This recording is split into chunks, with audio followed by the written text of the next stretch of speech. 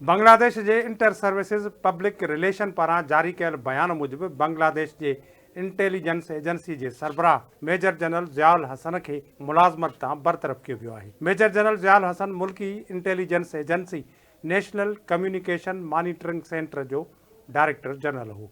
ही एजेंसी घरू वज़ारत के मातहत आहे। हिन एजेंसी जो ज़िम्मो मुल्क की सूरत हाल ते नज़र रखणु आहे। अंग अखर जमा करणु ऐं कम्युनिकेशन मवाद की रिकॉर्डिंग भी हिन एजेंसी की जिम्मेवारी आहे। उन खां सवाइ हिन एजेंसी के ईमेल्स ऐं सोशल मीडिया अकाउंट्स की निगरानी तोड़े फोन कॉल्स रिकॉर्ड करण की भी इजाज़त आहे। बांग्लादेश की ISPR के मुताबिक़ लेफ्टिनेंट जनरल सैफुल आलम के परॾेही वज़ारत जो कलमदान ॾिनो वियो आहे।